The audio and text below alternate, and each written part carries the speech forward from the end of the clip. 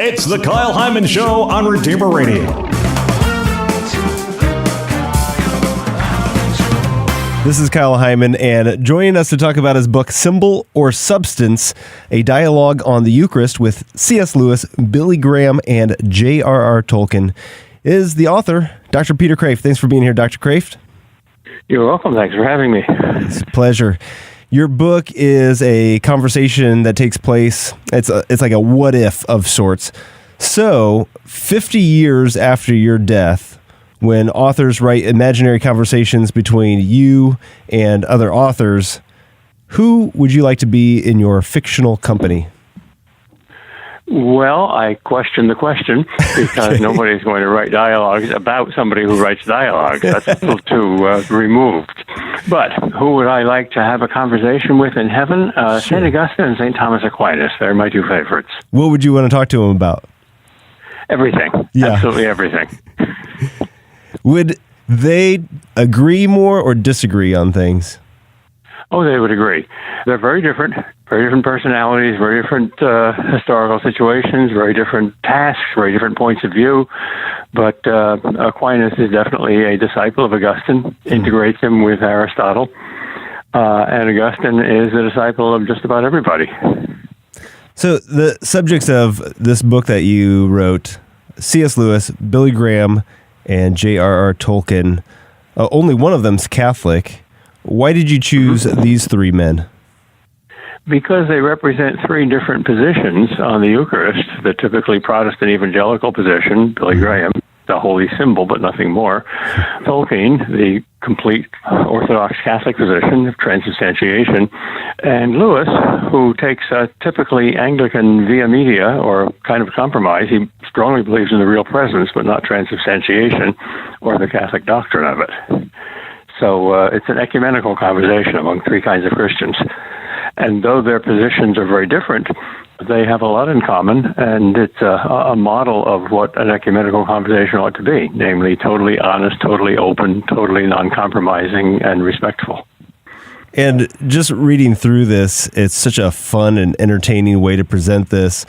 But you could have just put together a collection of writings and kind of defended different positions. Why did you want to do it as this kind of dialogue?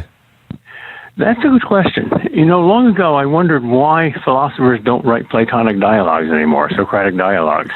And I asked a lot of philosophers, and nobody gave me an answer, so I started writing some myself, and they worked. So I still don't know the answer. Dialogue is much more interesting than monologue. Yeah. Especially if you've got three great thinkers in the dialogue.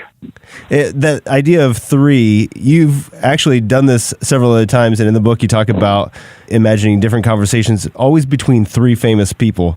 So is there a reason why you choose three and not two or four? Well, often it's two. I've written a lot of books where Socrates interviews another philosopher. Oh, sure. But Between Heaven and Hell has C.S. Lewis and John F. Kennedy and Aldous Huxley. That's three. Which is such an interesting collection of guys. Those three died the same afternoon. That's why I chose them. And They represent three totally different philosophies of life. Three is a Trinitarian number. Eternal reality is a trialogue. So that's the closest we can get to it. I say to my classes, my philosophy of teaching is not monologue. I'm not God. And it's not even dialogue because there's three important people here. There's me, there's you, and there's the philosopher we're studying. So all three have to talk. And that's an image of the Trinity. So you talk about this fictional conversation isn't simply fiction. Can you explain that? Well, first of all, the three are real historic personalities who knew and respected each other. Secondly, Graham was so interested in Lewis that he sent a couple of his people to interview him, and they came back with a report. And Graham expressed an interest in meeting Lewis. There's no evidence that he did, but there's no proof that he didn't because he was in England for an evangelistic campaign. Sure. And if he did meet Lewis, it would be privately at probably some place like Tolkien's house. So this is a supposition, a real possibility. So for this, were you actually able to tap into their personalities and not just their beliefs? I think so. I was a little skittery about Graham because I don't know him as well as I know Tolkien and Lewis, but I've gotten more positive feedback from readers about Graham than about the other two. And I'm into Lewis. He's in the back of my mind all the time. I'm constantly plagiarizing him without meaning to. And even his style, I think, rubs off a bit. Yeah. And Tolkien is a kind of a loose cannon, a little bit of a curmudgeon. He's eccentric but interesting. I had one of his students as an English teacher in college, so I know a little bit about him. So I think I've got a pretty good imagination. I'm not great at writing novels in terms of plot, but I think I'm pretty good in terms of characters. So I think I've got these three characters pretty right. So having the background on C.S. Lewis and Tolkien, what was your process for researching Billy Graham and kind of getting to know the way he thought about things? Well, I'm an ex-Protestant evangelical myself. I'm no longer a Protestant, but I certainly am as evangelical, if not more, as a Catholic than I was as a Protestant. And I respect Graham enormously. He's an utterly honest and courageous person, and he's no fool. He's not a brilliant scholar, but he's an intelligent man. Lewis also respected him enormously. He's probably brought more people into the Christian faith than any other human being in the 20th century. Interesting. Why do you think that is? Ask the Holy Spirit. God uses very strange people. He's a typically Midwestern, commonsensical, ordinary person, and utterly honest. Yeah, trustable. We're talking with Dr. Peter Kreeft, who has written hundreds of books, I would say. Well, not quite. And this one, Symbol or Substance, is a dialogue on the Eucharist with C.S. Lewis, Billy Graham, and J.R.R. Tolkien. And as they're talking about the Eucharist, what are some of the different things that they talk about throughout the book?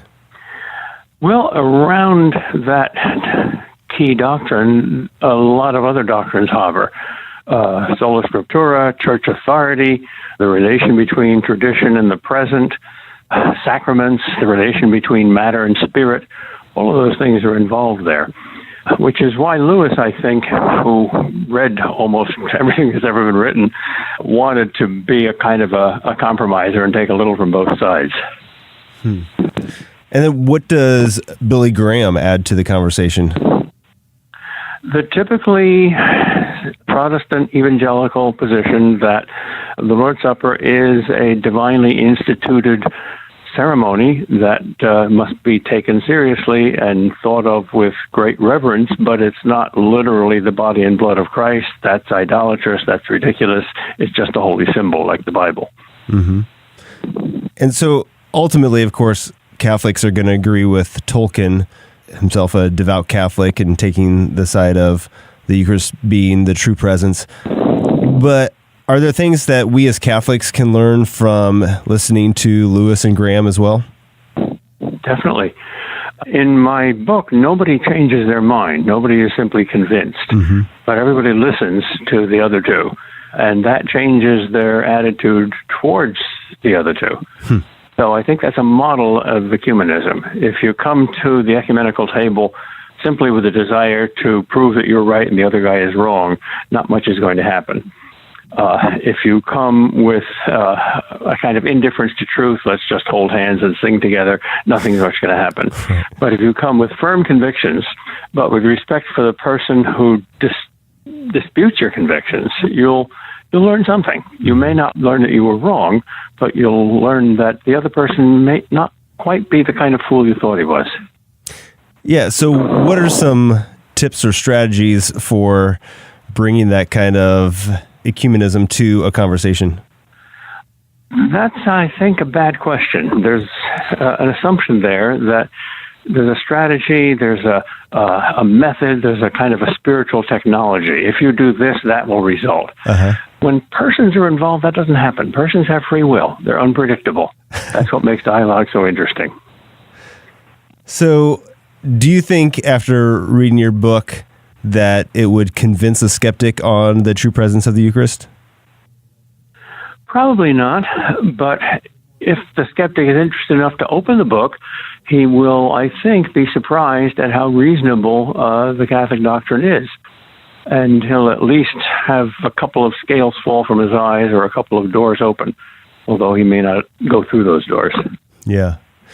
You issue a challenge to readers to basically ask God what's true about this, and say, if you're not willing to do that, then, where are you in your faith, basically? What do you expect somebody who's trying to figure this out, maybe is a little confused or conflicted, what do you expect that God's response to them would be? Well, from experience, I would say that it's unpredictable. God's always unpredictable. Uh-huh. And there are a couple of people I know who are Protestants who are thinking about the Catholic Church and hesitating about the Eucharist, to whom I've given this advice.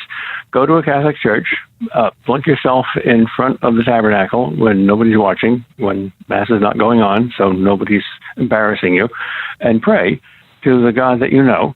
If you're a Christian but you don't know whether you should be a Catholic or not, say, God, is this you? Mm-hmm. If it is, please draw me there. And if it isn't, please don't. And mean that with all your heart. And God will respect that. What was your experience with? Is that a prayer that you actually prayed? Not explicitly. Okay. Actually, when I became a Catholic, the doctrine of the Eucharist and the sacraments in general was a big obstacle to me. Mm-hmm. As a typical Protestant, I thought it was kind of magical and materialistic and idolatrous and superstitious and kind of a push this button and you'll get God out of the machine. As I read more Catholic writers, I realized that was a fallacy and an oversimplification. But I didn't find that it was any less real, any less objective, any less full of presence. So that was still a challenge. I thought, let's see, that is either Christ himself, God incarnate, and deserving of adoration, or it's not. And if it's not, then all the Christians in the world for the first 1,000 years, and almost everybody for the first 1,500 years, was making a ridiculous mistake. Could the Holy Spirit have been sleeping for that long until the Reformers caught up to it? Uh-huh. That really bothered me. With a lot of the Catholic authors that we have on, the books are either written for Catholics or to convert non-Catholics sometimes. But because of the ecumenical dialogue that takes place in the book, I can see this as being a great resource for an ecumenical small group or a book study or something like that. Do you think that would help increase or improve the dialogue between a group of people of different faiths reading a book like this? Yes, definitely. It's for both sides. Yeah. And I think I have that perspective more than most people do because I teach philosophy. And I don't think you can teach philosophy very well unless you're sympathetic with both sides of every philosophical dispute. So I try to get the students to get into the mind of more than one philosophical position. And if that's done honestly, I think you'll eventually come closer to the truth. Those who seek find. That's Christ's promise. And he's not talking about money or power. He's talking about truth. Right. All right. Well, where can people get a copy of the book then? Ignatius Press publishes it. You can get it from Amazon. It's in print. It's fairly short. It's fairly easy. And it's fairly cheap. In money, but not in thought. Yeah, and it's an entertaining dialogue as well. So check it out. It's Symbol or Substance, a dialogue on the Eucharist with C.S. Lewis, Billy Graham, and JRR Tolkien.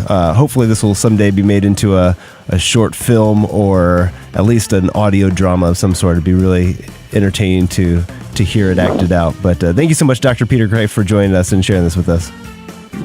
And thank you for having me. And thank you for that suggestion. Get in touch with Kevin O'Brien, Theater of the Word. He's put one of my other dialogues on stage quite successfully. Maybe you might want to do this one. Sounds great. I will put in a good word for you. All right. Thanks, Dr. Kreeft. Thank you. Bye-bye. God bless you.